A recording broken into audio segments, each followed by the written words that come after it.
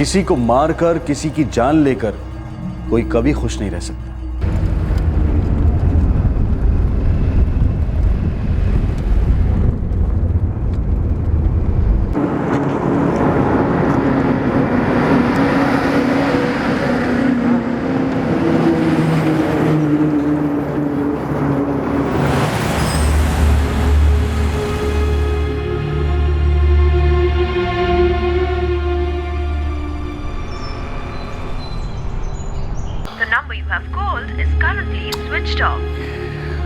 अभी भी फोन बंद है। मैं भी 2:30 बजे से फोन ट्राई कर रही हूँ। ठीक है, मैं वर्कशॉप में फोन करके देखता हूँ।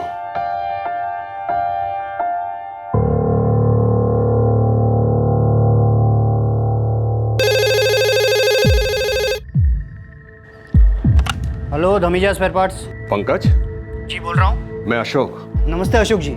आशीष कहाँ है? उसका फोन बंद आ रहा है। वो फैक्ट्री गए हैं। लेकिन उसका फोन क्यों बंद आ रहा है? पता नहीं अशोक जी। वो कितने बजे निकला वहां से? करीब 1:45 बजे तक उनको एक फोन आया और वो अचानक से चले गए। हेलो,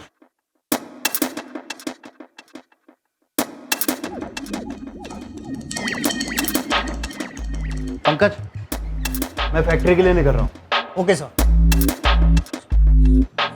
उसने ऑफिस में खाना खाया था? नहीं, वो काफी जल्दी में निकले थे। उसका फोन है तो बता देना, मैंने फोन किया था। जी अशोक जी। वो फैक्ट्री के लिए निकला है, मैं वहां फोन करके देखता हूँ।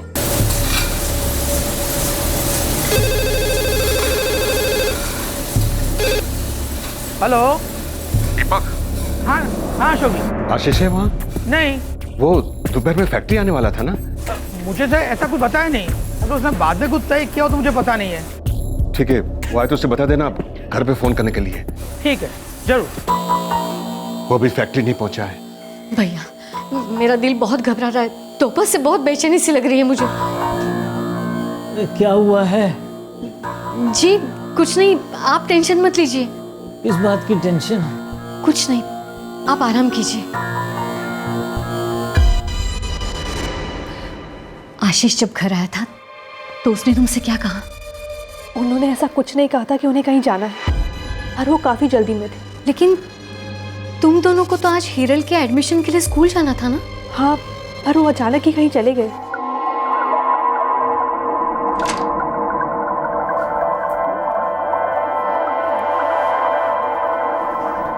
दीप्ति, हम हिरल के एडमिशन के लिए कल जाएंगे। क्यों? हमें आज ही फॉर्म भरना था ना। हाँ, मैंने स्कूल में बात कर ली है, वहाँ हम कल भी जा सकते हैं। अच्छा सुनो, मुझे एक अर्जेंट काम है और मैं शायद लंच पर नहीं आऊँगा। अच्छा सुनो, रात को आने में देर हो सकती है। बस इतना बताया और चले गए। भैया, मुझे बहुत चिंता हो रही है। तुम शांत हो जाओ, मैं आशीष के दोस्तों को फोन करके पूछता हूँ।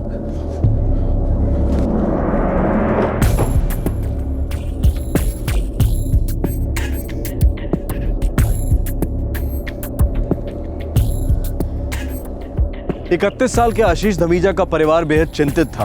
उसका फोन स्विच ऑफ था। क्या ये कुछ बुरा होने का पूर्वाभास था? आशीष का फोन बंद था, उसे जहां जाना था वो वहां पहुंचा नहीं था। आधे घंटे बाद पता चलता है कि वो कहां है।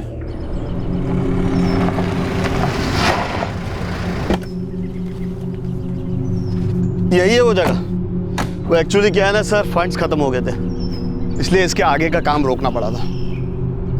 ठीक है, लेकिन हमें इसे तो गिराना पड़ेगा। इसमें कोई प्रॉब्लम नहीं है, आप गिराना चाहो तो गिरा सकते हो और उसमें ज्यादा टाइम भी नहीं लगेगा।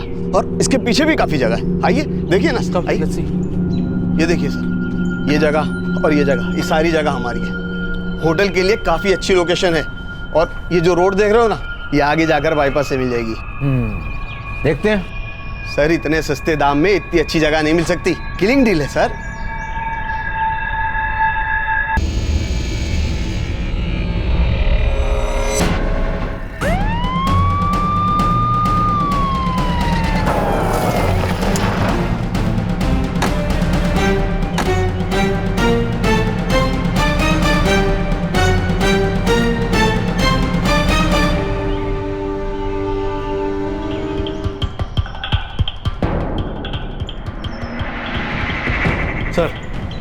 आशीष धमीजा। फोन नंबर और एड्रेस? धमीजा निवास 34 आशा परिसर, 339548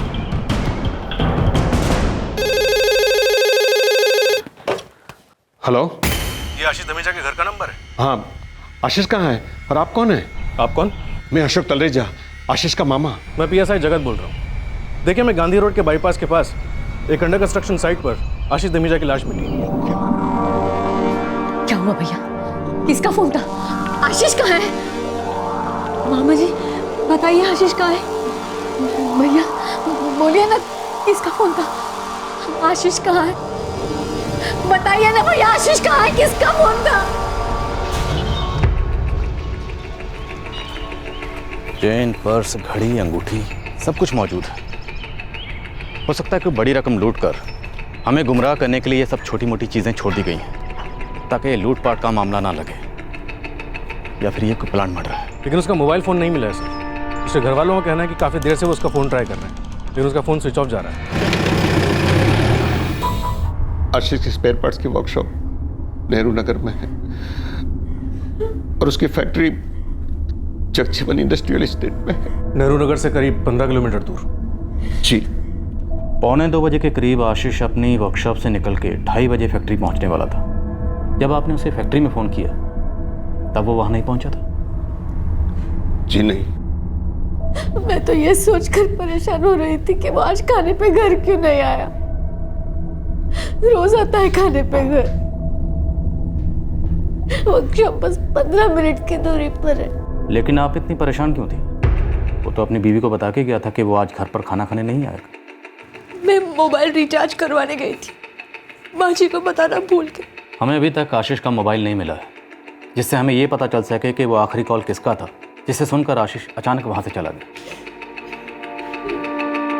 अशोक जी, आपका भी स्पेयर पार्ट का बिजनेस है ना? जी। प्रभा जी, आप इतनी परेशान थी, फिर भी आपने अपने घर पर पति को ना बताकर बाहर से अपने भाई को क्यों बुलाया? आशीष के पिताजी को 3 महीने पहले हार्ट अटैक आया था। मैं उन्हें परेशान नहीं करना चाहती थी। क्या जब भी आशीष घर पर खाना खाने नहीं आता था आप हर बार इतनी परेशान होती थी? नहीं, लेकिन आज पता नहीं क्यों बहुत बेचैनी हो रही थी। क्यों? पता। आज 12 बजे वो आया, फिर चला गया। वो और दीप्ति आज हीरल के एडमिशन के लिए स्कूल जाने वाले थे। वो लोग वहां भी नहीं गए, तो मुझे चिंता होने लगी। क्या आशीष ने जाने से पहले कोई वजह बताई कि वो इतनी जल्दी में कहाँ जा रहा है, क्यों जा रहा है?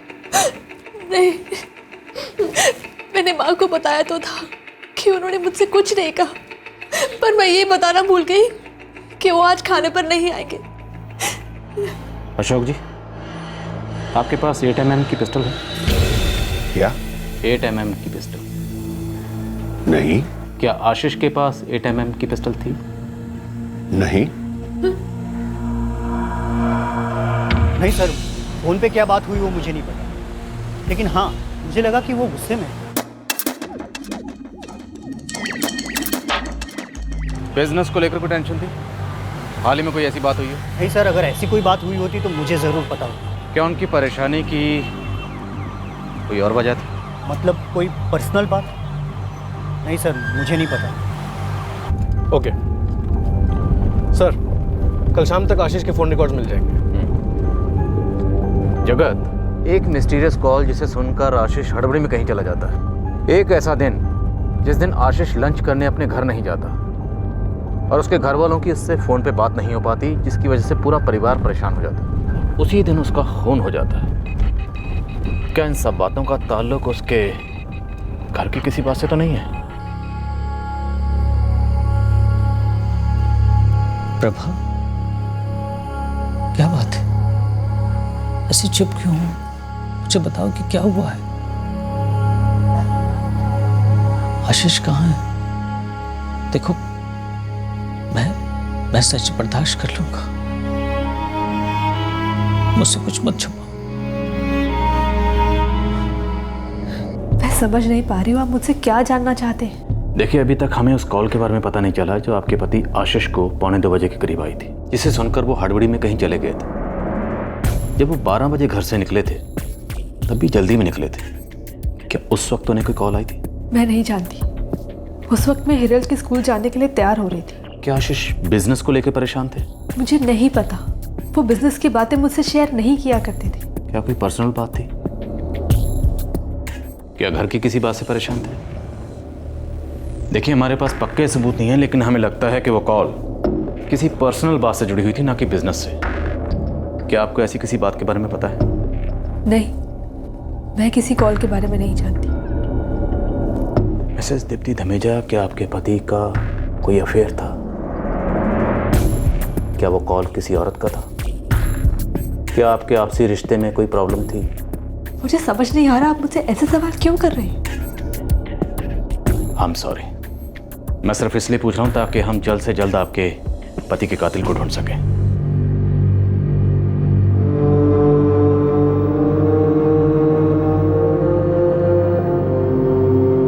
मम्मी पापा कहाँ है? बेटा, आप सो जाओ, हम कल बात करेंगे।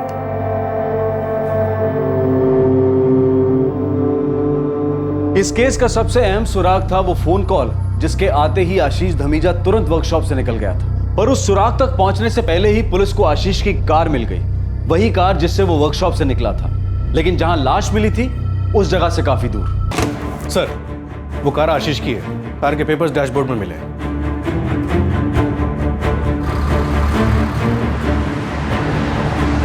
आशीष अपनी फैक्ट्री जा रहा था जो कि स्टेट हाईवे पर है। उसकी बॉडी हाईवे के नज़दीक वाले बाईपास से मिली है। अब उसकी कार तीसरी जगह से मिली है जो कि बाईपास से काफ़ी दूर है। मतलब ये बात तो पक्की है कि वो अपनी फैक्ट्री नहीं जा रहा था। सर, मैंने खबरियों को काम पे लगा दिया है। अगर मामा भांजे के बीच बिजनेस को लेकर कोई भी दुश्मनी हुई तो जल्दी पता चल जाएगा।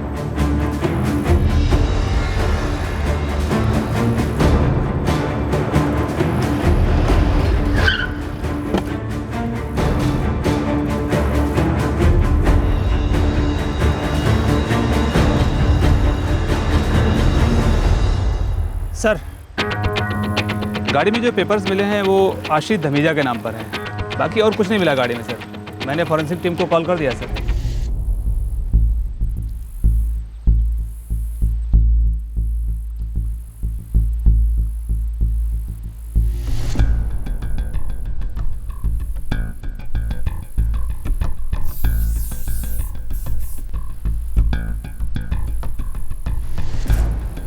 आशीष धमीजा की कार यहाँ पे है जबकि उसकी बॉडी हमें उस बिल्डिंग के पास मिली थी। इसका मतलब है उसके साथ कोई दूसरा भी था।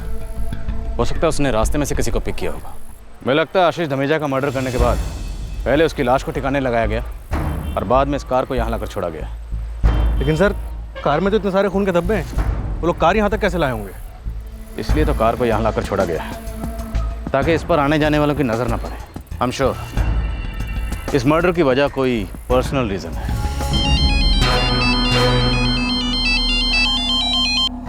हाँ राजू, बोल। साहब, बिजनेस की वजह से तो कोई दुश्मनी नहीं लगती। जो आशीष का मामा है ना, उसके परिवार के काफ़ी करीब है और आपस में कोई लड़ाई झगड़ा भी नहीं साहब। सब लोग बड़े ही प्यार से रहते साहब। कोई और एंगल?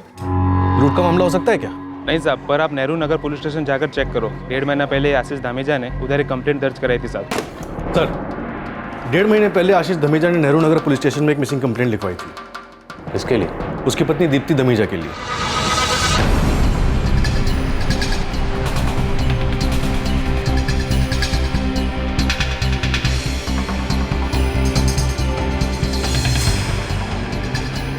अट्ठाईस सितंबर 2013 को दीप्ति धमीजा की मिसिंग कंप्लेंट लिखवाई गई। यस। और फिर आशीष धमीजा की पत्नी दीप्ति धमीजा कहाँ मिली? मिसेस दीप्ति धमीजा ने खुद ही फ़ोन किया था आशीष को। और उसके बाद 30 सितंबर 2013 को कंप्लेंट वापस ले ली गई। हाँ, लेकिन इस सब में अजीब बात यह है कि आशीष को उसकी पत्नी के फ़ोन रिकॉर्ड्स चाहिए थे ताकि वो पता कर सके वो कहाँ गई।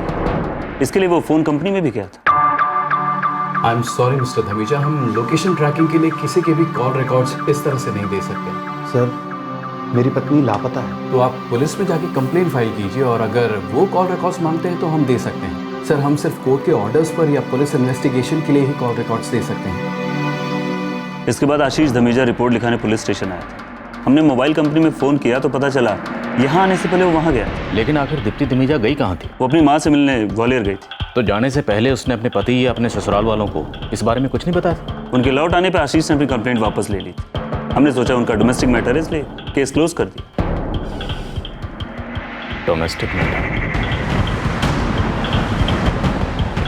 आई एम श्योर ये इनके घर का मामला है। सर आशीष के फ़ोन रिकॉर्ड शाम तक आ जाएंगे।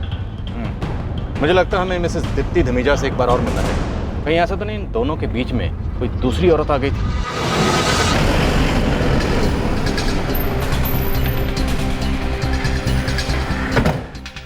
हिरल बेटा, ये ड्राइंग देखो, और अगर कलर करने का मन करे तो कर लेना, ठीक है बेटा? मैं अभी आती हूँ। सर, मैं अपनी माँ के घर गई थी। जाने से पहले आपने अपने पति को इन्फॉर्म नहीं किया था और ना ही अपने सास ससुर को। आप अपनी बेटी को भी साथ नहीं लेकर गई थी और उस दौरान आपके साथ फ़ोन पर भी कोई कांटेक्ट नहीं हो पा रहा था। इस तरह जाने की कोई तो वजह होगी। वो पिछले 6 महीनों से आशीष और मेरे बीच में कुछ सही नहीं चल रहा था। मैं भी आपसे यही जानना चाहता था। पिछली बार भी मैंने आपसे पूछा था कि क्या कोई पर्सनल बात थी जिसकी वजह से ये सब हुआ? वो हम दोनों कोशिश कर रहे थे कि हमारे बीच में सब कुछ सही हो जाए। आपके और आपके पति के बीच में सब कुछ ठीक ना होने की आखिर वजह क्या थी?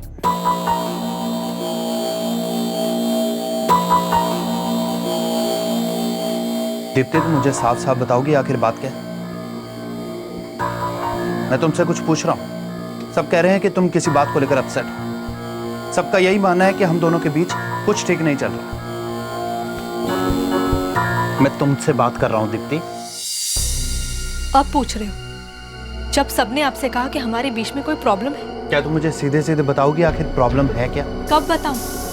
हम कब एक साथ बैठते हैं? आप सवेरे 8 बजे चले जाते हैं और रात को 11 बजे आते हैं, थके होते हैं और सो जाते हैं। अगले दिन फिर से ऑफिस चले जाते हैं। काम काम और सिर्फ काम। कई दिन तो आप बिजनेस टूर्स पर रहते हैं और कितने दिनों तक तो मैं आपको देखती भी नहीं, बस सारा दिन काम। अब मैं काम में अच्छा करने के लिए मेहनत कर रहा हूँ। काम है, वक्त तो लगता ही है ना। एक रिश्ते को मजबूत बनाने के लिए भी वक्त की जरूरत पड़ती है, और खास करके जब वो पति पत्नी का रिश्ता। तो तुम चाहती क्या? तो मैं काम बिजनेस सब छोड़कर तुम्हारे पास बैठा रहा हूँ? बिजनेस कैसे चलेगा? घर कैसे चलेगा? दीप्ति, तुम मुझे सीधे सीधे बताती क्यों नहीं कि तुम चाहती क्या हो? अपने पति का वक्त चाहिए मुझे, उसका साथ चाहिए। तुम्हें किस चीज की कमी है यहाँ? प्यारी सी बच्ची है, मैं हूँ, माँ पापा पूरा परिवार। अब यही तो वक्त है जो मैं काम पर ध्यान लगा सकता हूँ ताकि हमारा आने वाला समय बेहतर हो सके। बस यही एक बात तुम्हारी समझ में नहीं आ रही। खामखा बेकार सी बात का इशू बना कर रख दिया।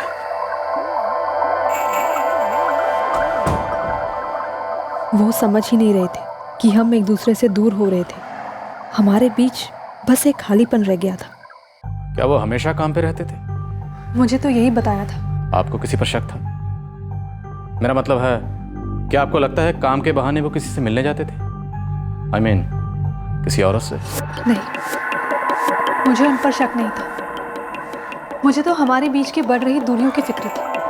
हमारी शादी को 4 साल हो चुके थे, पर ऐसा लगने लगा था कि उन सालों का कोई मतलब ही नहीं रहा। इसलिए मैं चुपचाप चली गई ताकि उन्हें मेरे घर में ना रहने का मतलब समझ में आए। मैं उन्हें सिर्फ ये एहसास दिलाना चाहती थी कि जब कोई अपना आपके पास नहीं होता तो कैसा लगता है। क्या आपके पति को अपनी गलती का एहसास हुआ? दीप्ति जी, आप अभी भी हमें सच नहीं बता रही, पूरा सच। कुछ ना कुछ है जो आप छुपा रही। मैं नहीं जानती आप कौन से सच जानने की बात कर रहे हैं। मैं नहीं जानती मेरे पति का किसी के साथ अफेयर था या नहीं। मैं नहीं जानती कि उस दोपहर को उन्हें किसका कॉल आया था। मैं जितना जानती थी मैंने आपको सब बता दिया। हाँ, ये बात तो सच है कि दोनों में कुछ अनबन थी और दीप्ति बिना किसी से कुछ कहे घर से गुस्से में निकल गई। प्रभा जी, ये जो पति पत्नी में अनबन थी, ये कितनी गहरी थी? दोनों ने कभी खुलकर मुझसे बात नहीं की, लेकिन जहाँ तक मुझे लगता है बात इतनी भी बड़ी नहीं थी कि दोनों में सुलह नहीं हो सकती थी। दीप्ति के लौटने के बाद तो दोनों सब कुछ ठीक करने की कोशिश भी कर रहे थे। जिस दिन हादसा हुआ उस दिन तो दोनों बच्चे के एडमिशन के लिए जाने वाले थे। आशीष अपने बिजनेस में बहुत बिजी रहता था। उसके पिता को हार्ट अटैक आने के बाद सारी जिम्मेदारियां उस पर आ गई थी। क्या आशीष का कोई एक्स्ट्रा मैरिटल अफेयर था? मेरा मतलब है कोई दूसरी औरत का चक्कर? सर आप कैसी बातें कर रहे हैं? आशीष और दीप्ति की एक 3 साल की बेटी है। हाँ, लेकिन इसका मतलब ये नहीं है कि अफेयर नहीं हो सकता। सर हम लोग इज्जतदार लोग हैं और मेरी समझ में ये नहीं आ रहा है कि आप ये सब कुछ क्यों पूछ रहे हैं। Thank you. हम जल्दी पता लगा लेंगे कि आशीष धमीजा को उस दोपहर किसने फोन किया।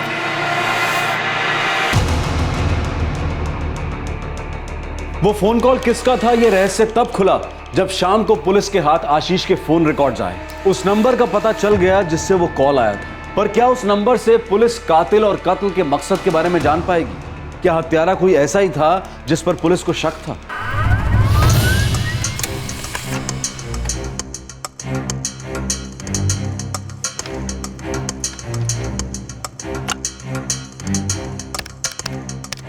The number you have called is currently switched off. 444567687 इस नंबर से दोपहर 1:43 पे आशीष धमीजा को कॉल किया था। फिलहाल ये नंबर स्विच ऑफ है। कल तक हमें इसकी सारी डिटेल्स मिल जाएंगी सर। इस नंबर से हमें कोई ना कोई ऐसा क्लू जरूर मिलेगा जिससे हमें पता चलेगा कि आशीष उस दोपहर को हड़बड़ी में कहाँ गया था और उसकी मौत कैसे हुई। जनार्दन गोयल 12/42 गोविंद नगर 5 रास्ता। कहीं ऐसा तो नहीं हमें गुमराह करने के लिए ये भी कोई फॉल्स लीड है? साहब 12/42 इस पूरे मोहल्ले में है ही नहीं। आखिरी नंबर 11 है। सर दुकान वाला सही कह रहा है, इस नंबर का कमरा इस पूरे मोहल्ले में है ही नहीं। जैसे कि हमें लगा था ये एक फॉल्स लीड निकली। इतना तो पक्का ये एक प्लान मर्डर है। बिजनेस वाला एंगल भी स्ट्रॉन्ग नहीं लगता है सर। आई एम श्योर ये पर्सनल मैटर है। इस फोन की IMEI या ट्रैक करो सर। मम्मी पापा भगवान क्यों चले गए हैं? हाँ बेटा। अब कभी नहीं आएंगे। ये भी कोई उम्र थी उसके जाने की। ऐसे भी किसी की क्या दुश्मनी थी जो हमारे बेटे को मार डाला।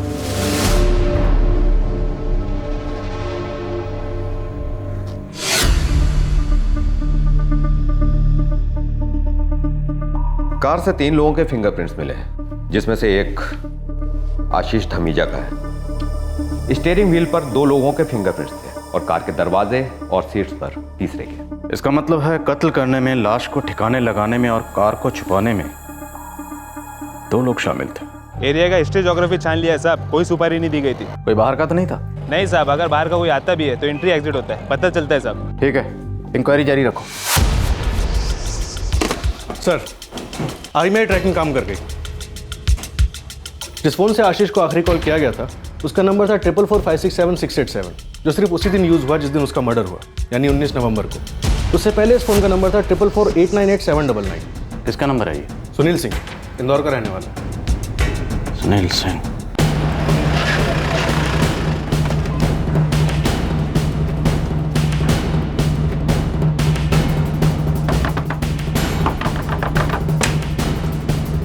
जी सुनील सिंह। जी साहब मैं ही हूँ। साहब हुआ क्या है? मैंने क्या किया है? साहब मैंने कुछ नहीं किया है साहब। तुम्हारे पास सच बोलने के अलावा और कोई चारा नहीं है। हम जानते हैं कि तुमने आशीष धमीजा को मारा है। हम ये भी जानते हैं कि इसमें तुम्हारे साथ तुम्हारा एक दूसरा साथी भी शामिल था। तुम दोनों ने मिलकर पहले लाश को ठिकाने लगाया, उसके बाद कार को पुल के नीचे छोड़ दिया। साहब मैं तो किसी आशीष धमीजा को जानता ही नहीं हूँ। तुमने आशीष धमीजा को 1:43 पर 19 नवंबर को फोन किया था। उसके बाद वो तुमसे मिलने आया, फिर तुम दोनों ने मिलकर उसका खून कर दिया। आधे घंटे का वक्त देता हूँ, अच्छी तरह से सोच लो, वरना उल्टा लटका करना तुम्हारे हलक से सच बाहर निकालो, समझे?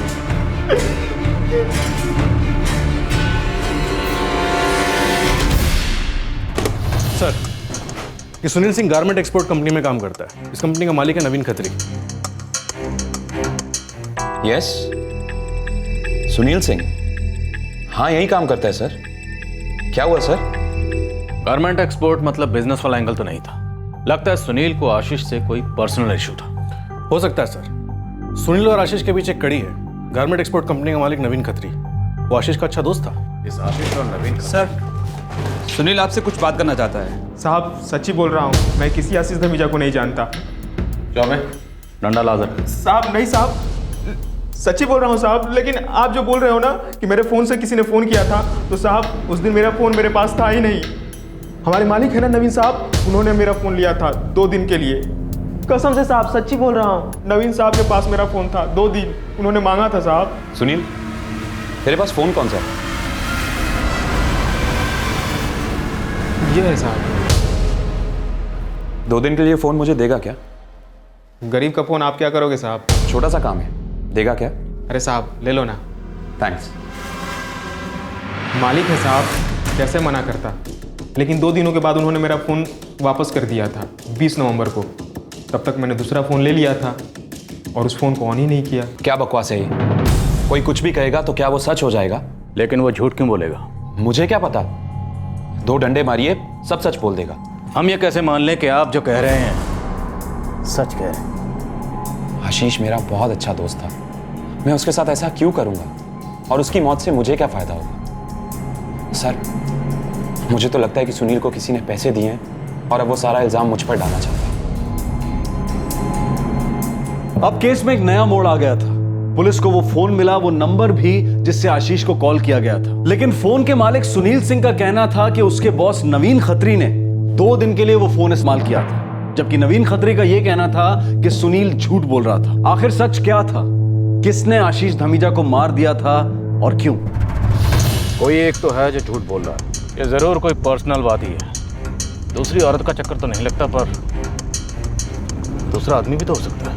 हाँ सर, नेहरू नगर पुलिस ने दीप्ति धमीजा के 27 सितंबर से 30 सितंबर तक के कॉल रिकॉर्ड्स निकलवाए थे। हम कॉल रिकॉर्ड्स देते उससे पहले उनका फ़ोन आ गया था कि उन्हें कॉल रिकॉर्ड्स की ज़रूरत नहीं है, क्योंकि दीप्ति धमीजा मिल चुकी थी। वो रिकॉर्ड्स मुझे चाहिए। सर मुझे 1 घंटे का टाइम दीजिए, मैं आपको कॉल रिकॉर्ड्स भिजवाता हूँ। Thank you.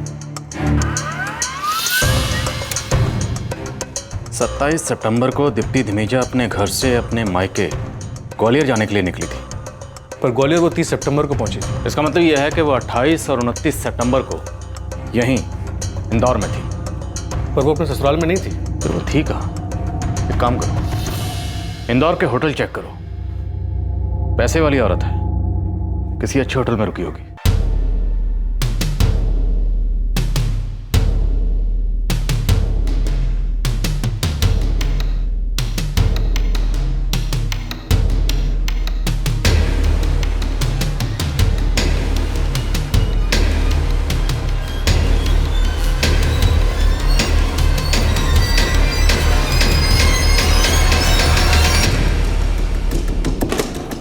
सर, तीर निशाने पे लगा है। 28 और 29 सितंबर को दीप्ति धमीजा ने होटल रेड कैप्रिकॉन में चेक इन किया था। सिंगल रूम कैश पेमेंट किया गया। और सेम डेट्स पे नवीन खत्री ने भी उसी होटल में चेक इन किया था। Same single room cash payment. Sir, Deepti ने अपना पैन कार्ड और नवीन ने अपना ड्राइविंग लाइसेंस होटल में आइडेंटिटी के लिए दिए थे, और ये सिलसिला लगभग 3 महीनों से चल रहा है। हो सकता है दीप्ति हर बार मायके जाने के लिए बोलकर इस नवीन खत्री से मिलती हो। पहले इस मामले की पूरी तरह से तफ्तीश करते हैं, फिर पक्के सबूतों के साथ इस नवीन खत्री और दीप्ति धमीजा से मुलाकात करते हैं।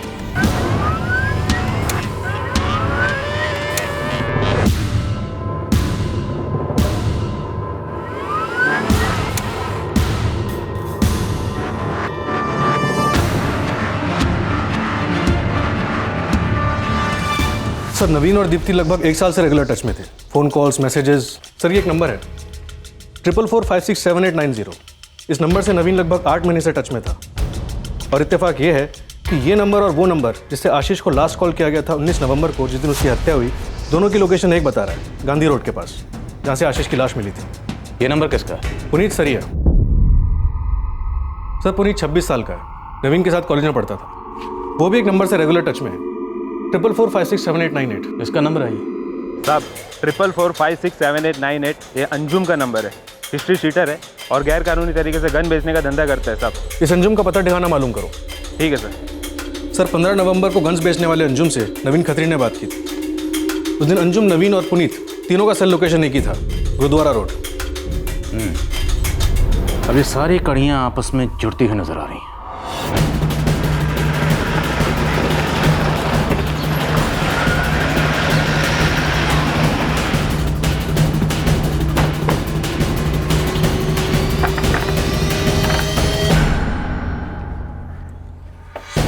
यस, हम एक पहले नहीं सुलझा पा रहे हैं, तो मदद करोगे? चल सर सर सर बात तो बताइए। डालो अंदर। सर आपको गलत फहमी हुई है सर।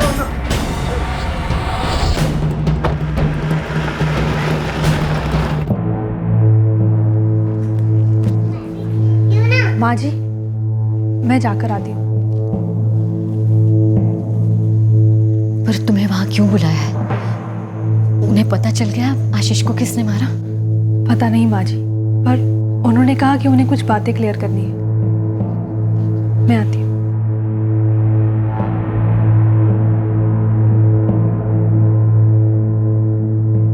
अब आप लोगों को मुझसे क्या पूछना है? मैंने पहले ही कहा था आपसे, वो सुनील आप सबसे झूठ बोल रहा है। हमें भी समझ में नहीं आ रहा कि वो झूठ बोल के हमें गुमराह क्यों कर रहा है। पर ये मैं आपको कैसे बता सकता हूँ? आपको कुछ बताने की जरूरत नहीं है सर, आप टेंशन मत लो। आप क्या जानना चाहते हैं? मिसेस दीप्ति धमीजा, आपके पति का कत्ल किसने किया है पता चल गया। आइए तशरीफ रखिए। हमें यह तो पता चल गया है कि यह कत्ल किसने किया है, बस ये जानना बाकी है कि यह कत्ल क्यों और कैसे हुआ। अब तुम दोनों सच बताओगे या तुम दोनों की याददाश्त ताज़ा करने के लिए किसी तीसरे को बुलाओ?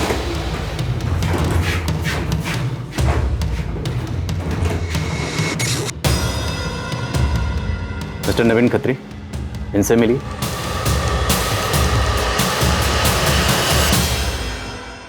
यह हैं आपके कॉलेज फ्रेंड पुनीत सरिया।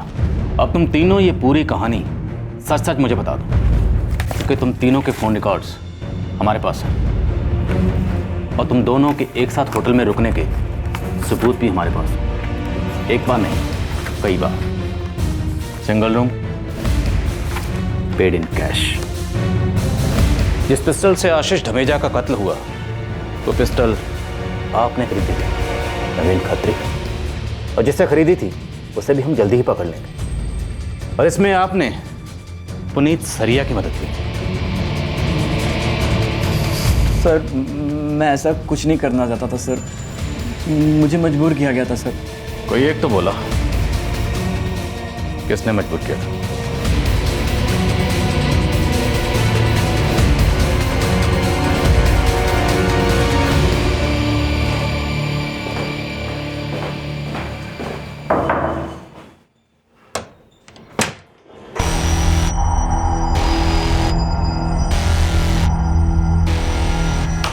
आशीष के पास मेरे लिए वक्त ही नहीं था। हर वक्त काम काम और सिर्फ काम। और इस कमी को पूरा करने के लिए तुम्हें आशीष का दोस्त नवीन खत्री पसंद आ गया। हम कई बार मिले, कभी किसी फंक्शन में, कभी किसी पार्टी में, और फिर ये मुलाकातें होटल के कमरे तक पहुंच गई। हर बार दीप्ति मायके जाने के बहाने अपने घर से निकलती और आपसे।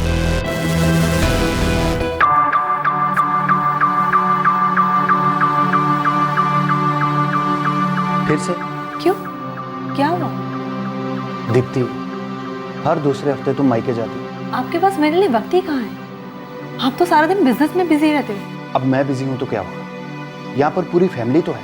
मेरे माँ बाप भी तो मेरी फैमिली है, और मैं उनके साथ वक्त गुजारने जा रही हूँ, किसी और के साथ नहीं। नवीन,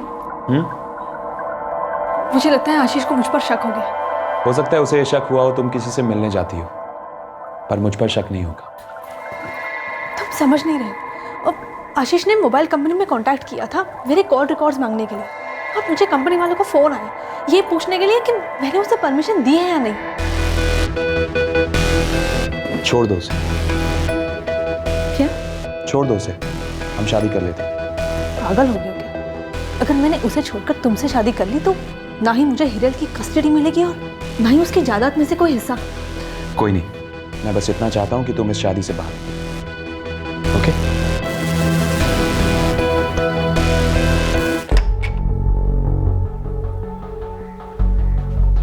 दीप्ति, तुम किसी और से, मतलब तुम्हारा किसी के साथ अफेयर चल रहा है? क्या? तुम हर 15-20 दिन में हिरल को छोड़कर अपने मायके चले जाते। तो हिरल आपके माँ बाप की पोती नहीं है, आपके माँ बाप उसे प्यार नहीं करते? मेरे सवाल का जवाब दो दीप्ति, तुम्हारा किसी के साथ अफेयर चल रहा है? नहीं। मुझे तुमसे डाइवोर्स चाहिए दीप्ति। तो दे दो ना। नहीं, ऐसे तो ना ही मुझे मेरी बेटी मिलेगी और ना ही कुछ और। तुम मुझसे प्यार नहीं करती? करती हूँ। तो छोड़ दो उसे। दीप्ति मेरी बात मान ही नहीं रही थी, इसलिए मुझे कोई और रास्ता अपनाना पड़ा। और तुमने रास्ता अपनाया अपने दोस्त आशीष धमीजा को मार डालने का, जो कि तुम्हारे पति भी थे। नवीन, तेरा दिमाग तो ठिकाने पर है? हाँ है, और मैं तुम्हारी मदद चाहता हूँ। अबे ऐसे काम में मदद? पुनीत, ये मत भूल, तेरी पूरी पोस्ट ग्रेजुएशन का खर्चा मैंने उठाया था। नवीन, बात समझ, मेरा काम लग जाने दे, मैं तेरा पूरा पैसा चुका दूंगा। तुझे ये सब करने की कोई जरूरत नहीं है। इनफैक्ट मैं तुझे और पैसे दे दूंगा, और प्लीज इस काम में मेरी मदद कर दे। नवीन, तू मुझे किसी का खून करने को कह रहा है? दोस्ती में इतना भी नहीं कर सकता। दोस्ती की खातिर तुम कुछ भी करोगे? किसी की जान तक ले लोगे? सर, नवीन का मेरे पर बहुत कर्जा था और कोई रास्ता नहीं था मेरे सामने। एक रास्ता था, तुम इनकार कर सकते थे, पुलिस को इन्फॉर्म कर सकते थे, जिससे उस इंसान की जान बच सकती थी, पर तुमने ऐसा नहीं किया। तुमने पिस्टल खरीदने के लिए नवीन खत्री को अंजुम से मिलवाया।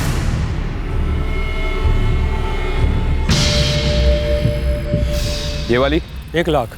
सुनील सिंह, जो तुम्हारे ऑफिस में काम करता था, तुमने उसे जबरदस्ती फंसाया। उसे तो पता भी नहीं था कि तुम उसके फोन के साथ क्या करने वाले हो।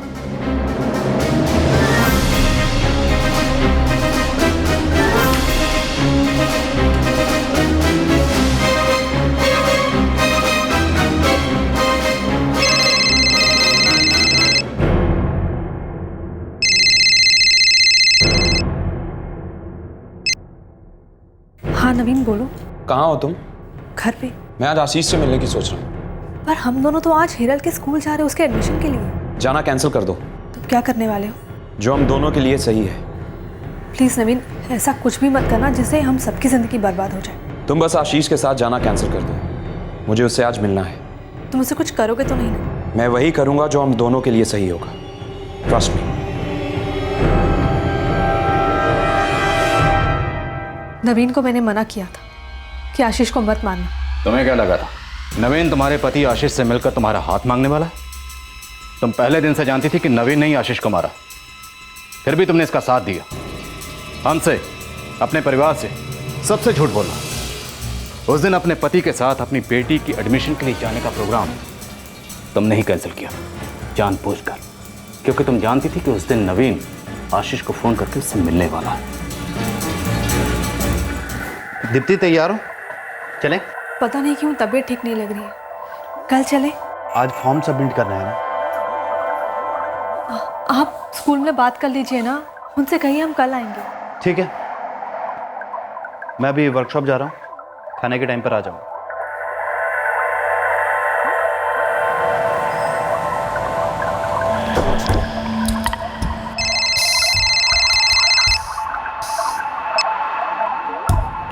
हेलो, क्या तुम जानना चाहते हो तुम्हारी बीवी छुप छुप के किससे मिलती है? कौन बोल रहा है? उससे क्या फर्क पड़ता है, समझ लो तुम्हारा शुभचिंतक हूं। क्या बकवास है ये? तुम्हारी बीवी का अफेयर चल रहा है, मैंने उसका पीछा किया है। मेरे पास उसकी और उस आदमी की साथ में तस्वीरें हैं। तुम्हारे पास प्रूफ है? कहा ना, फोटोज हैं। तो मुझे वो फोटोज चाहिए। तो आके ले जाओ। कहाँ पर? गांधीनगर के बगल वाले बाईपास से आना, उस रोड के एंड में तुम्हें एक अंडर कंस्ट्रक्शन बिल्डिंग दिखाई देगी, मैं तुम्हें वहीं मिलूंगा। और हाँ, जल्दी आना, मैं सिर्फ 2:30 बजे तक तुम्हारा इंतजार करूंगा। वो आएगा। पंकज, मैं फैक्ट्री के लिए निकल रहा हूँ। Okay sir.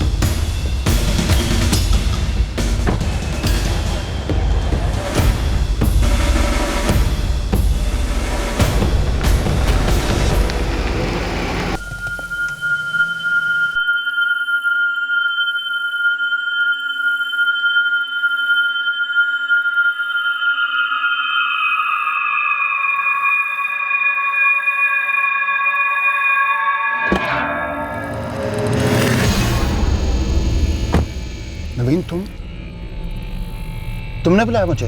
हाँ। तुम्हें मेरी पत्नी के अफेयर के बारे में क्या पता? हम उस कार को पुल तक ले गए और उसे पुल के नीचे ही छोड़ दिया। हम उसे साफ करना चाहते थे, पर सड़क पर गाड़ियां आ जा रही थी, तो हमने उसे वहीं छोड़ दिया और हम चले गए। तुम लोगों ने इतना सब कुछ किया, जबकि आशीष तुम्हें डिवोर्स देने के लिए राजी था। मिसेस दीप्ति धमीजा, तुम चाहती तो इस रिश्ते से आराम से बाहर आ सकती थी। इसके लिए आशीष को मारने की कोई जरूरत नहीं थी। मुझे लगा था पति पत्नी के बीच की कहानी सुनी है, पर मैंने ये कभी नहीं सोचा था कि बात इतनी आगे बढ़ जाएगी। कितनी धूमधाम से आशीष की शादी की थी, क्या मिला? दीप्ति ने एक बार भी नहीं सोचा कि वो हीरल का पाप था।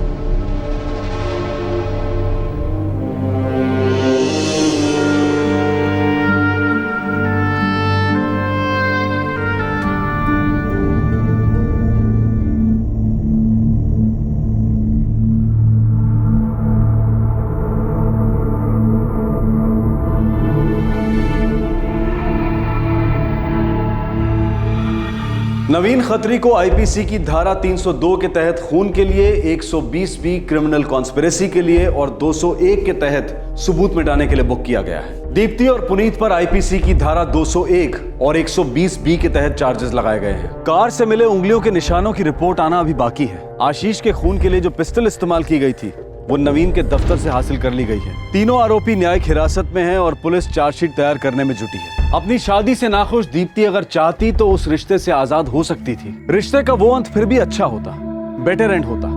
आशीष तलाक के लिए राजी था। पता नहीं दीप्ति क्यों खुद को उस रिश्ते में बांधे हुई थी। क्या बेटी को खोने का डर था या तलाक के बाद कॉम्पनसेशन ना मिलने का डर था? आखिर इस तरह से रिश्ते को खत्म करके उसे क्या मिला? नवीन ने सोचा था कि पुलिस की तहकीकात ठंडी पड़ जाएगी और फिर 1 साल के बाद वो दीप्ति से शादी कर लेगा। दीप्ति जानती थी कि नवीन ने जुर्म किया है, पर फिर भी वो खामोश रही क्योंकि वो नवीन से प्यार करती थी। क्या वो दोनों जुर्म करने के बाद भी बचकर निकल सकते थे? किसी को पाने की चाह में किसी और की जिंदगी छीन लेना कभी किसी को खुशी नहीं दे सकता है।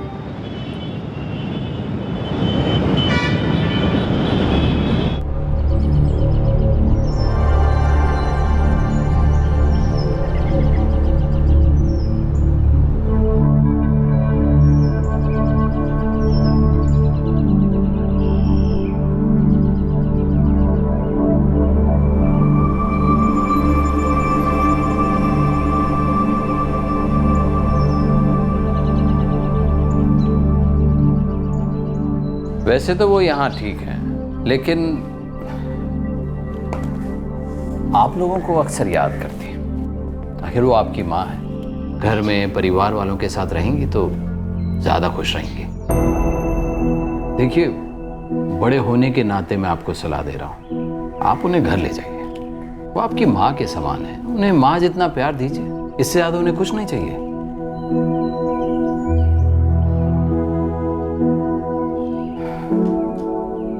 वैसे तो वो यहाँ भी खुश हैं। इन घर में परिवार वालों के साथ रहेंगे, बेटी, दामाद, नाती के साथ तो ज़्यादा खुश रहेंगे। ठीक है, सोच के बताता हूँ। ज़रूर सोचिए। देखिए, आप भी एक पिता हैं। कल को आपको अच्छा लगेगा बुढ़ापे में आपके बच्चे इस तरह छोड़ देंगे?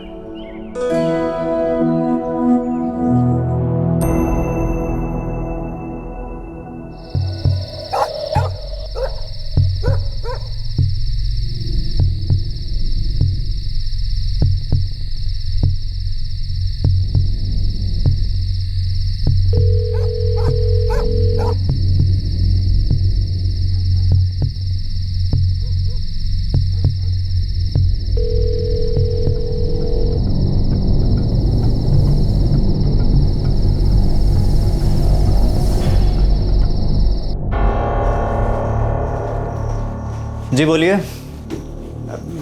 क्या आज रात के लिए यहाँ एक कमरा मिल सकता है? बिल्कुल। कितने पैसे लगेंगे? छोटे से छोटे कमरे के भी 300 लगेंगे। 300।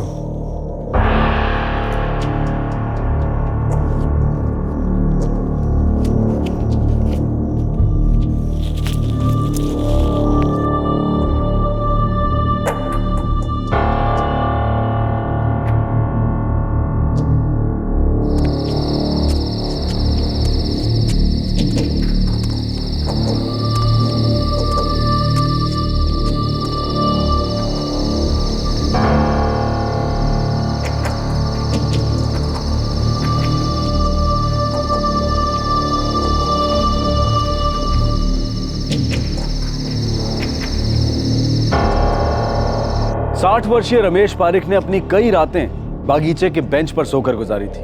अपनी ही कमाई से बनाया मकान अब उनके लिए घर नहीं रहा था। उस मकान की कीमत थी, लेकिन उसे बनाने वाले इंसान की कोई कीमत नहीं थी।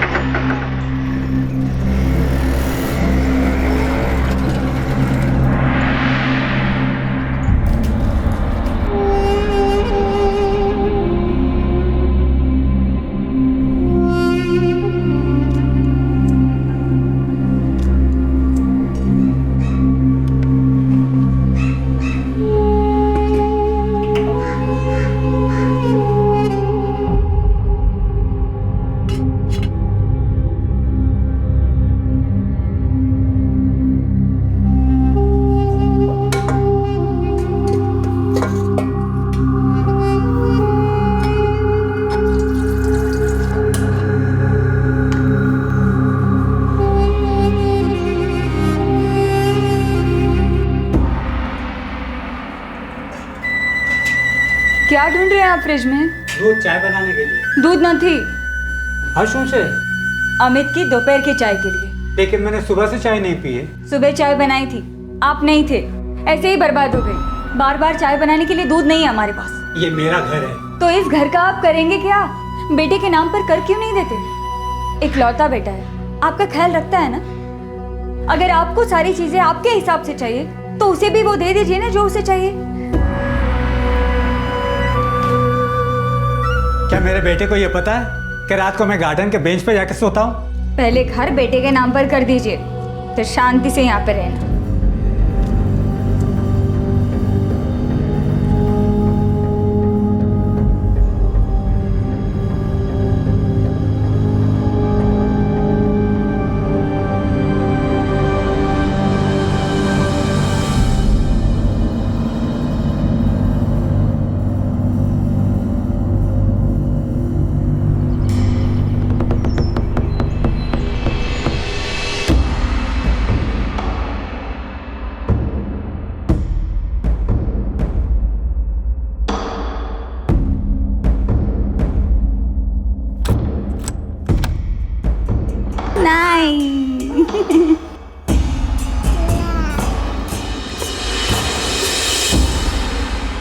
मैं ये घर छोड़ के जा रहा हूँ। नाटक बंद करो बापूजी, आपसे कुछ ज्यादा मांग रहा हूँ क्या? अरे घर मेरे नाम पर कर दो बस। और वैसे भी आपके मरने के बाद तो ये मुझे ही मिलने वाला है, तो फिर अभी क्यों नहीं? जो कुछ भी हो, मेरे जीते जी ये घर मैं तुम्हारे नाम नहीं करूँगा।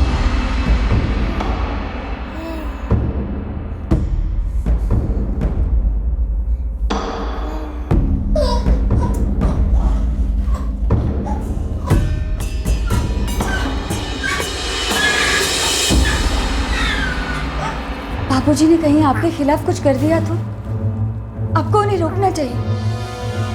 ज्योति, मैं उनको इकलौता बेटा हूँ, ये घर मुझे ही मिलेगा। लेकिन सोचिए, अगर बापूजी ने वसीयत बनाई और वसीयत में घर उनकी दो बेटियों के नाम कर दिया तो तुम्हारे हिसाब से क्या करना चाहिए?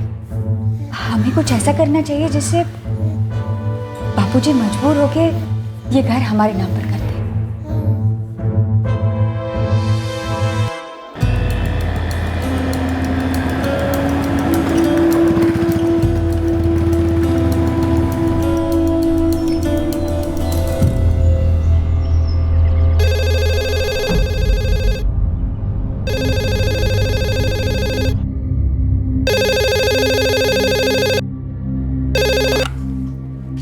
हेलो, कांतिलाल जवेरी जी बोल रहा हूँ। मैं रमेश पारिक बोल रहा हूँ। मेरे एक दोस्त ने बताया कि आप वृद्धाश्रम चलाते हैं। जी बोलिए, क्या मदद कर सकता हूँ आपकी?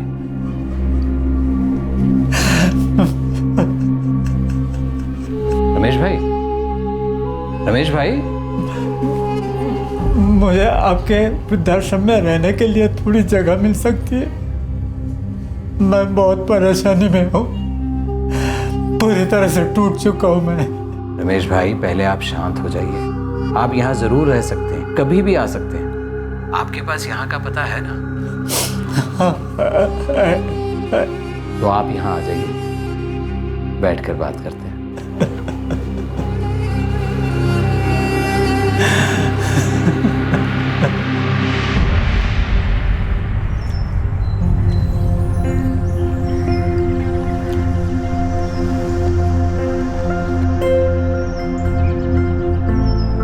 न जाने कितने दिनों के बाद पेट भर के मैंने अच्छा खाना खाया है। अब बोलिए रमेश भाई, हुआ क्या है? देखिए, आप यहाँ रह सकते हैं, इसमें कोई प्रॉब्लम नहीं, पर अगर आप अपनी परेशानी खुलकर बताएंगे तो मैं अच्छी तरह से समझ पाऊंगा।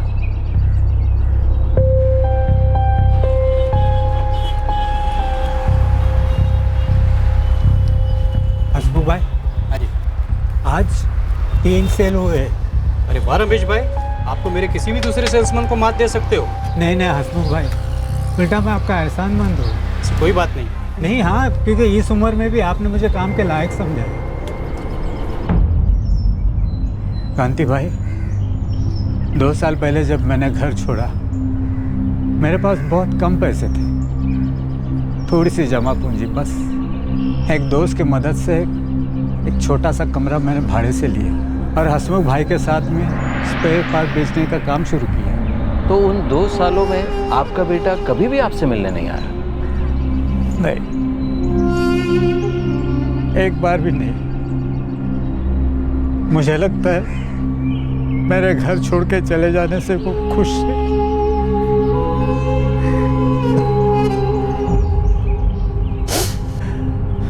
वो मेरा बेटा है, मैंने उसे बड़ा किया।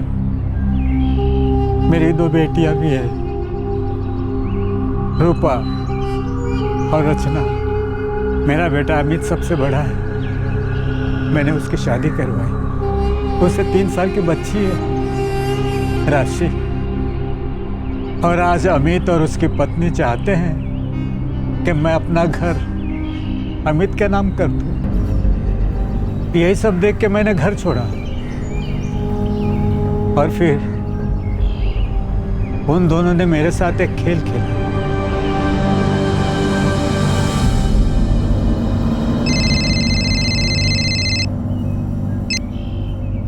हेलो, रमेश पारेख।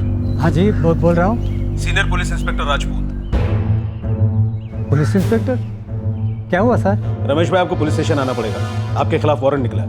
क्यों साहब, मैंने क्या किया? देखिए, आपकी बहू ने आपके खिलाफ डाउरी हैरेसमेंट यानी दहेज मांगने का केस दर्ज किया है और आपका बेटा अमित पारेख इसका विटनेस है। इसलिए आप जल्दी से पुलिस स्टेशन आ जाइए, वरना हमें आपको अरेस्ट करना पड़ेगा।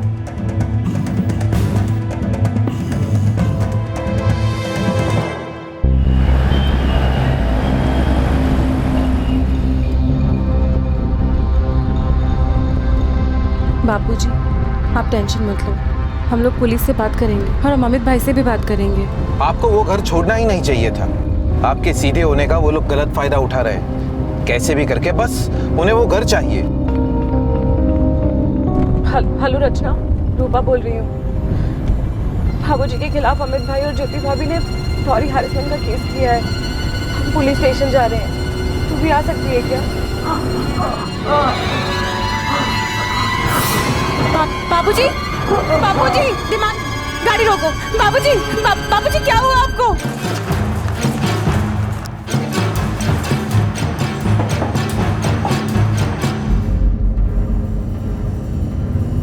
जी, मैंने पुलिस को खबर कर दी है। उन्हें बता दिया है कि बापूजी को हार्ट अटैक आया है।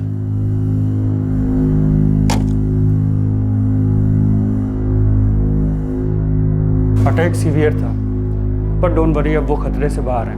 हम उन्हें जल्दी वार्ड में शिफ्ट कर देंगे। Thank you doctor.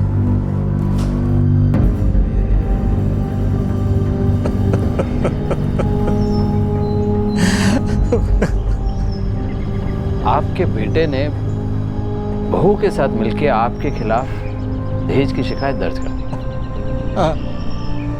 मेरे अपने बेटे ने। एक बाप होने की जिम्मेदारी से मैं कभी चुका नहीं।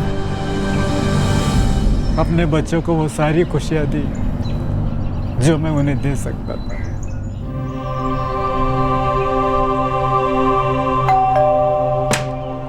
मेरी जिंदगी का सिर्फ एक ही लक्ष्य था, मेरे बच्चों को बेहतर से बेहतर भविष्य देना, चाहे वक्त अच्छा हो या बुरा।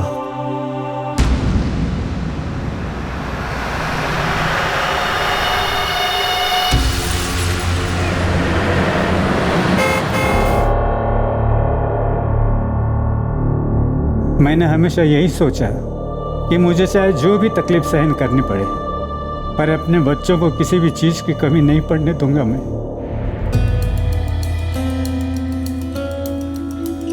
कि एक बाप को अपने बच्चों के लिए मजबूत सहारा बनके, परिवार का आधार बनके, बच्चों का हीरो बनके खड़े रहना होता है। तब तक जब तक कि वो अपने हर बच्चे को खुशी से जिंदगी बसर करते ना देखें।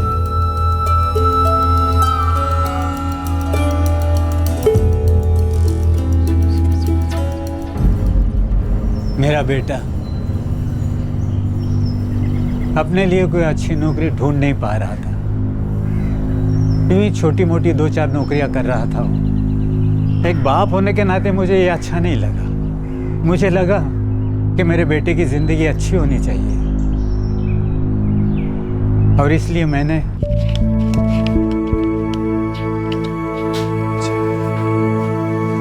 अरे रमेश भाई केम छो? मजामा शास्त्री जी। क्या बात है, इतने पैसे कहीं इन्वेस्ट कर रहे हैं या फिर कोई प्रॉपर्टी खरीद रहे हैं? नहीं शास्त्री जी, मैं अपने बेटों को एक तोहफा देना चाहता हूँ। लगता है कोई बहुत बड़ा तोहफा दे रहे हैं आप उसे।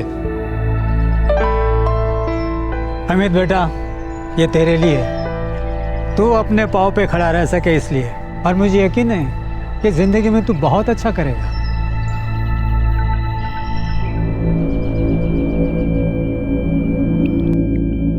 हाजी आपू।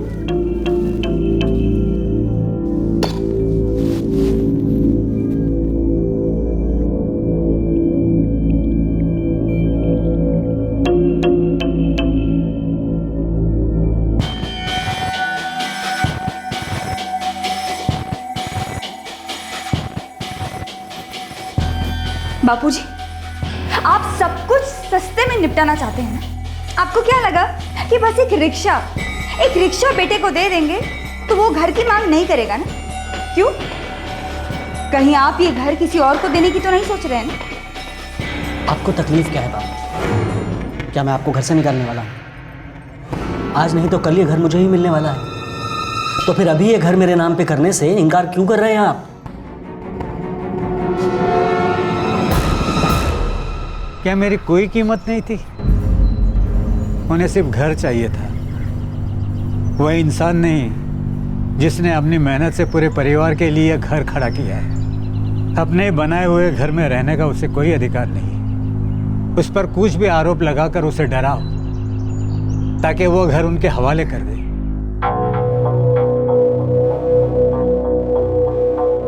अमित भाई, आप और भाभी ऐसा कैसे कर सकते हैं? अमित भाई, वो हमारे बापूजी हैं, क्या कुछ नहीं किया उन्होंने हमारे लिए। रूपा, रचना, तुम लोग अपने घर में खुश हो ना, तो मेरे मामले में मत पड़ो, वरना मुझे ये कहने पर मजबूर होना पड़ेगा कि तुम लोगों का मुझसे कोई लेना देना नहीं है। अमित भाई, भाभी आपको भड़का रही हैं। बस कान खोलकर सुन लो तुम लोग, मैं बापूजी का इकलौता बेटा हूँ और ये घर तो मुझे ही चाहिए, और मैं उसके लिए कुछ भी कर सकता हूँ।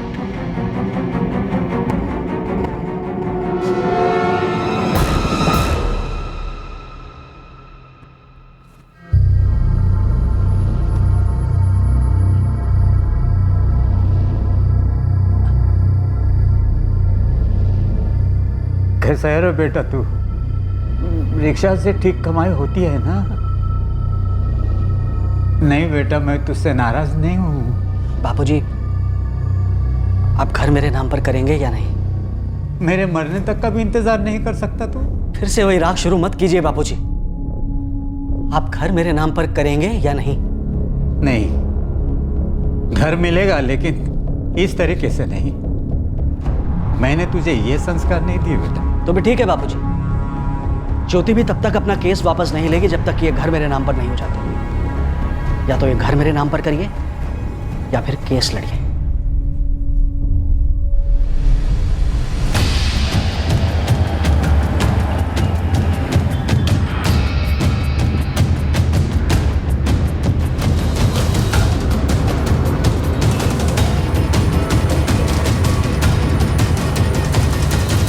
सेक्शन 498A का केस है।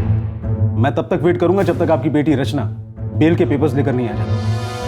तब तक आप लोग बाहर वेट कर सकते हैं, लेकिन मुझे आपको मजिस्ट्रेट के सामने ले जाना ही पड़ेगा।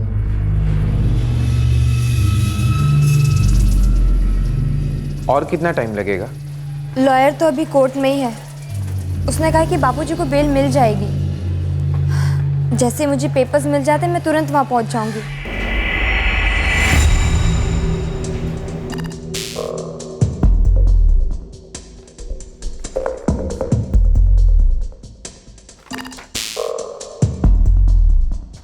चलिए।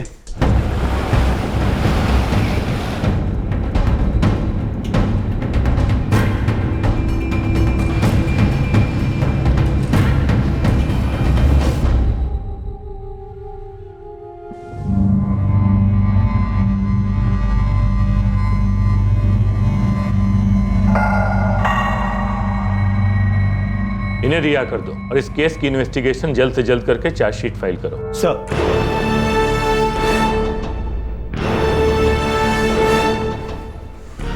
बापूजी, चाय।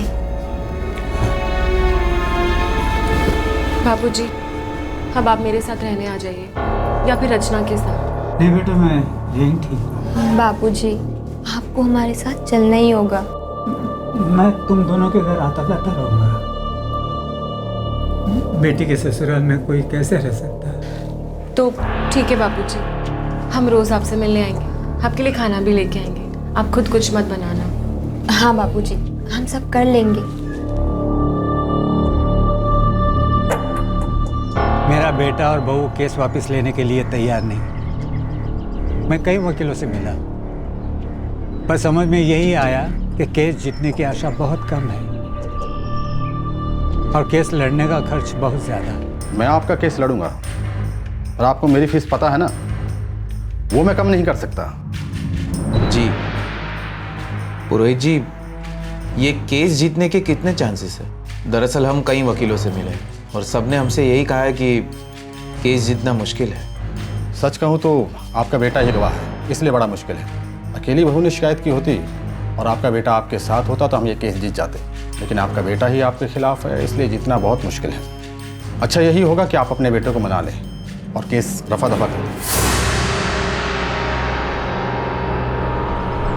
मैंने तय किया है, ये केस मैं लड़ूंगा। ये केस मैं हारने वाला हूँ, ये जानने के बावजूद ये केस मैं लड़ूंगा। मेरे पास अब ज़्यादा सेविंग नहीं है और केस का खर्च बहुत होगा। मेरी बेटियाँ मुझे मदद करना चाहती है, पर मैं उनसे मदद लेना नहीं चाहता। मैंने ज़िंदगी भर अपने परिवार को दिया है, हमेशा सर ऊंचा रखकर जिया हूँ मैं उनसे मदद नहीं ले सकता। लेकिन अब मैं मकान का किराया और अपने अकेले रहने का खर्च नहीं उठा सकता। अगर आप मेरी मदद करो तो। ज़रूर रमेश भाई, ज़रूर। आप यहाँ रह सकते हैं, आपको यहाँ रहकर अच्छा लगेगा। देखिए, मैं आपकी भावनाओं को समझता हूँ और आपको यही कहूँगा कि आप हार मत मानिएगा। हम सब आपके साथ हैं और मिलकर ये लड़ाई लड़ेंगे। देखिए, आप अपने बेटे को चाहे जितना भी प्यार करते हो, पर वो इस तरह से आपका घर नहीं छीन सकता। पर्दा अभी गिरा नहीं है, नाटक का आखिरी अंक अभी बाकी है। उसी बेटे ने जिसके भले के लिए उसके पिता ने अपनी पूरी जिंदगी लगा दी थी, अपनी पत्नी के साथ मिलकर रमेश पारेख का जीना मुश्किल कर दिया था। एक ऐसा घर उन लोगों के लिए जिनके अपनों के पास उनके लिए कोई जगह नहीं थी, वहां रमेश पारेख को भी पनाह मिली। उस घर में ना सिर्फ उन्हें रहने की जगह मिली, बल्कि उन्हें वहां अपने निर्दयी और स्वार्थी बेटे से लड़ने की ताकत भी मिली।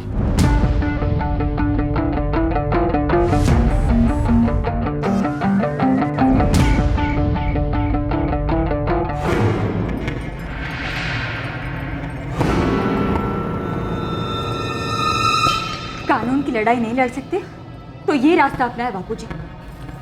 कहीं हम किसी मुसीबत में ना फंस जाएं।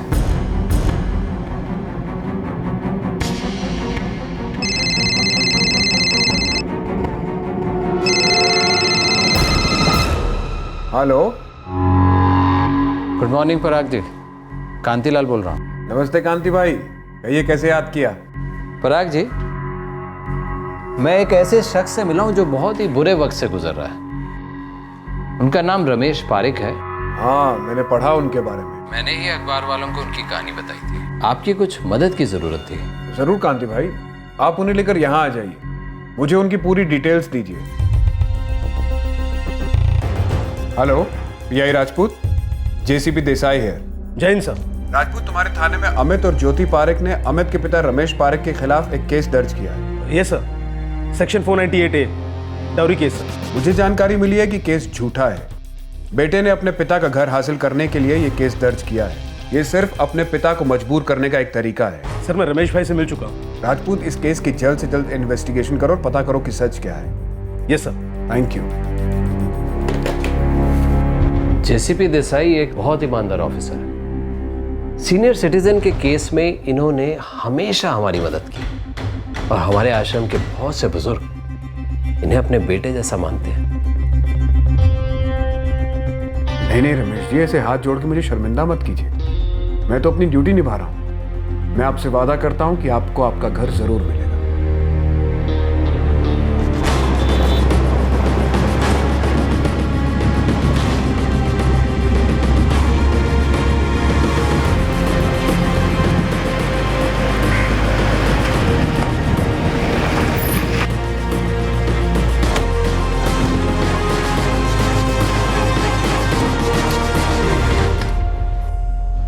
सर, अमित का फोन स्विच ऑफ है और ताला भी लगा। पड़ोसियों से बात कर। रमेश भाई के बारे में अखबार में पढ़ा, जानकर बहुत धक्का लगा हमें।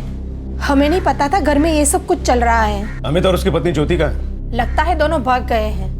उन्हें भी पता होगा ना कि ये सब खबरें अखबार में छप गई हैं। हम लोग कल ही उन्हें मिलने गए थे। आप लोगों को इस सबसे क्या लेना देना है? अमित बेटा, वो तुम्हारे बापूजी है। हम सब जानते हैं कि बचपन से ही उन्होंने कितनी मेहनत से तुम लोगों को बड़ा किया है। रूपा, रचना, सबको। अरे हमने तुम सबको बड़ा होते हुए देखा है। अपने बापूजी पर ये ऐसा आरोप कैसे लगा सकते हो? ज्योति, तुमको भी शर्म नहीं आई? रमेश भाई जैसे इंसान पर ऐसे आरोप लगाते हुए? हम सालों से जानते हैं रमेश भाई को। ऐसे इंसान दहेज मांगने के बारे में सोच भी नहीं सकते। जो ये हमारे घर का मामला है, आप लोग इसमें ना ही पड़े तो बेहतर है। अमित, होश में आ बेटा। तुम्हारे बापूजी तुमसे कितना प्यार करते हैं। बस काका, अच्छा होगा और आप लोग यहाँ मेरा और अपना वक्त बर्बाद ना करें।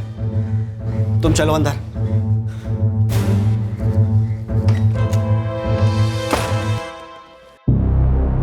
अमित ने हम लोगों से इतनी बदतमीजी से बात की और हमारे मुंह पे दरवाजा बंद कर दिया। अरे छोटा था तब से जानता हूं मैं उनको। मुझे पता नहीं था कि वो ऐसा निकलेगा। मुझे तो लगता है खबर पढ़ के वो लोग डर गए होंगे, इसीलिए भाग गए। आप लोग रमेश भाई को कब से जानते हैं? बरसों से साथ। क्या आप लोग पुलिस स्टेशन आकर अपना बयान दोगे? हाँ हाँ, क्यों नहीं। बस भाई, कैसे हो आप? ठीक। इतना सब कुछ हो गया, आपने कभी कुछ नहीं बताया। अगर कुछ हमें बताते रमेश भाई तो। रमेश भाई, आप इजाजत दें तो घर का ताला तोड़ देते। ऐसे भी घर के मालिक तो आप ही हैं।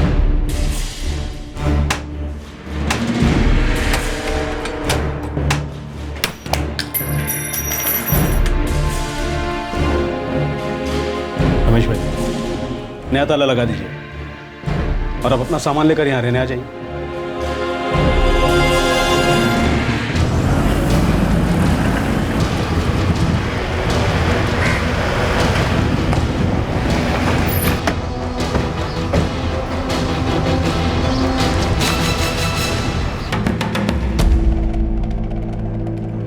नहीं साहब, ना ही ज्योति का फोन आया है, नहीं जमाई का।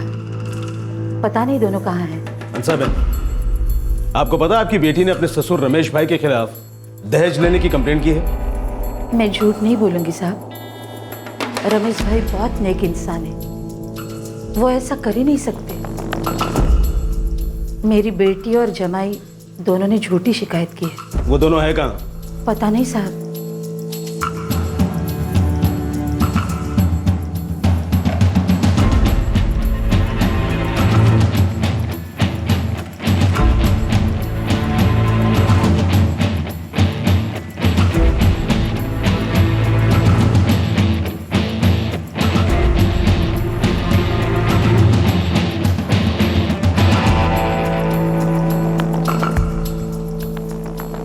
रमेश पारेख के पड़ोसियों ने, उनकी बेटियों और दामाद ने, यहां तक कि ज्योति की मां ने भी उनके समर्थन में बयान दिया। अब अमित और ज्योति के खिलाफ गलत आरोप लगाने के लिए एक नया केस दर्ज किया गया और साथ ही उनके झूठे एफआईआर को खारिज करने के लिए एप्लीकेशन दी गई।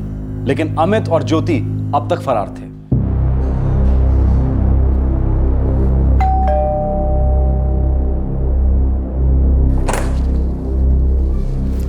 अरे हंसा बहन, आओ अंदर आओ।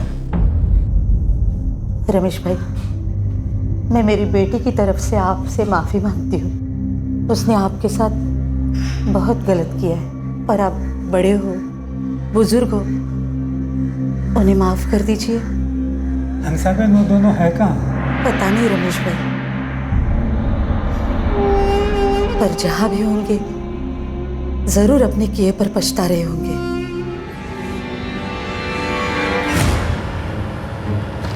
सर, हंसाबेन शायद अमित और ज्योति के कांटेक्ट में, क्योंकि वो रमेश भाई के घर गई थी अपनी बेटी और अपने दामाद की तरफ से उनसे माफी मांगने।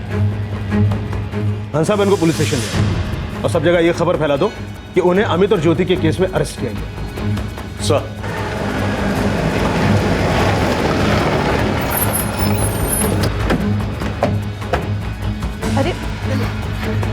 अरे मैं सच कह रही हूँ, मुझे नहीं पता वो दोनों कहाँ हैं। मैंने छोड़ो ना, मैंने कुछ नहीं किया है।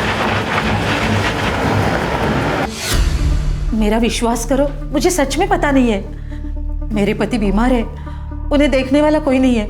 मुझे घर जाने दो। देखिए, आप तब तक घर नहीं जा सकती जब तक आप हमें ये नहीं बताएंगे कि अमित और ज्योति कहाँ है। मुझे सच में पता नहीं है वो कहाँ है।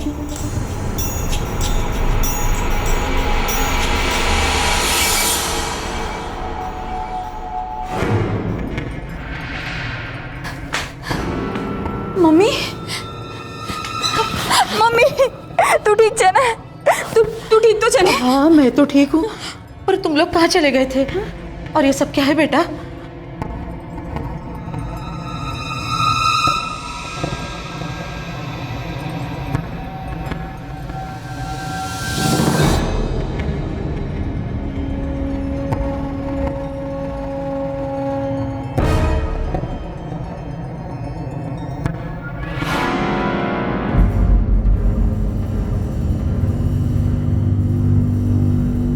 तुम दोनों ने झूठी कंप्लेंट फाइल की थी, सबूत है हमारे पास, और हम तुम दोनों पर चार्जशीट फाइल कर सकते हैं।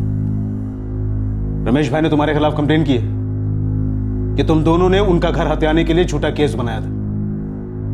अब रमेश भाई तुम्हें बचा सकते हैं अपनी शिकायत वापस लेकर। बोलो रमेश भाई, अगर आप कहें तो केस बनाकर इन दोनों को अंदर कर देते हैं। बापूजी, हमें माफ कर दीजिए। हमसे बहुत बड़ी गलती हो गई। आप केस वापस ले लीजिए बापूजी। आखिरी गलती समझ के हमें माफ कर दीजिए।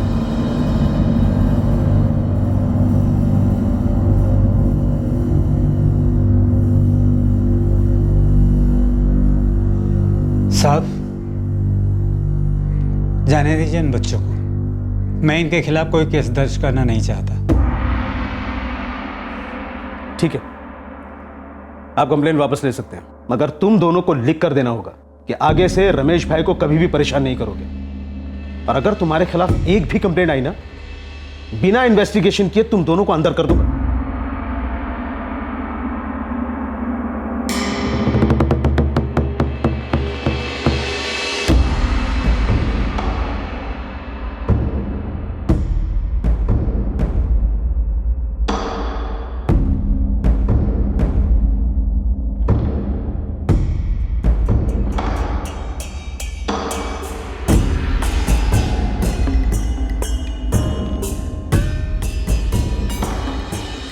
हाँ मित्रों को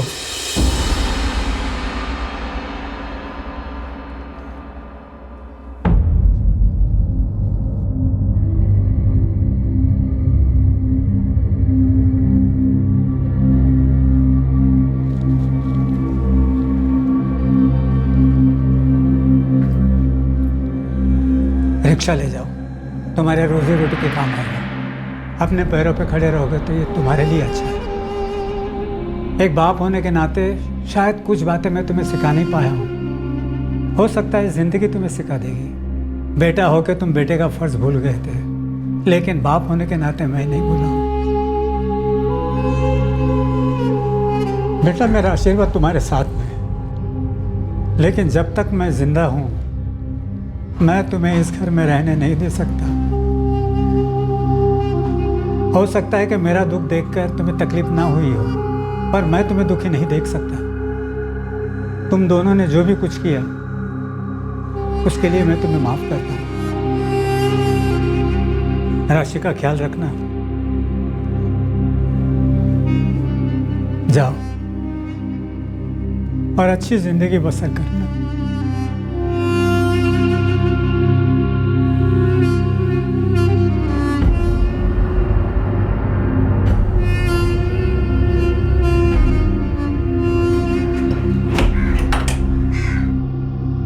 रमेश भाई अब अपने घर में अकेले रहते हैं। वो खुद काम करते हैं और अपने लिए जितना काफी है उतना कमा लेते हैं। उनकी बेटियां उनसे रोज मिलने आती हैं और उनके लिए दोपहर और शाम का खाना भी बनाकर लाती हैं। रमेश भाई पुलिस के बहुत आभारी हैं जिन्होंने उनकी इतनी मदद की। और कांति भाई से भी उनका गहरा नाता बन गया है। वो कई बार वृद्धाश्रम में जाते हैं और वहां जाकर अपने हम उम्र साथियों के साथ वक्त गुजारते हैं। उन लोगों में रमेश भाई को एक नया परिवार मिल गया है।